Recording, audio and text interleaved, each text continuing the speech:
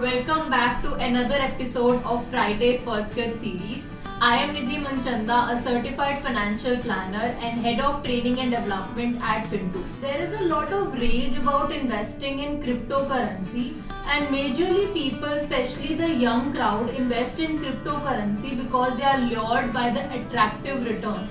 But it is important to understand that if you are making returns through cryptocurrency, that is, you are earning income, then you are also liable to pay tax on that.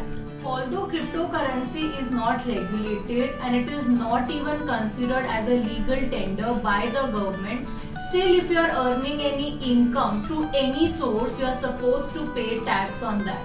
But the major question arises as how much tax you need to pay on cryptocurrency. Before we proceed further, I would like to mention that in no way at Fintu we are recommending or suggesting you to invest in cryptocurrency.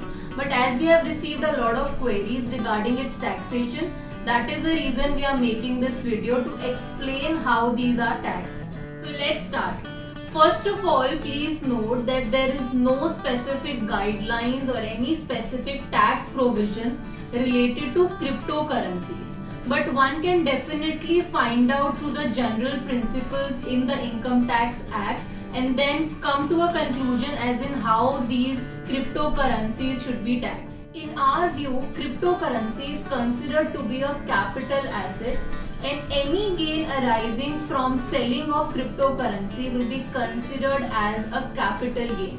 Next important thing is what kind of a capital asset it is. Well, we can say that it is considered to be a non-equity capital asset. This is because as a digital token, it is considered to be a capital asset if it is purchased for investment.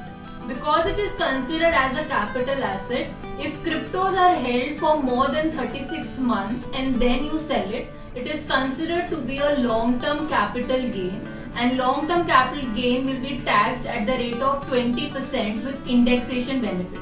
On the other hand, if you are selling your cryptocurrency within 36 months, then you will be entitled to receive a short-term capital gain instead, and short-term capital gain will be taxed as per your personal income tax slab rate. Please note that there is one more viewpoint of it, that if you are trading in cryptocurrency on a daily basis and the volume is also very high, then it is considered to be a speculative business income, and such income is taxed as per your income slab rate. So this is how your cryptocurrencies are taxed. If you have any further query, feel free to get in touch with our finance and tax experts.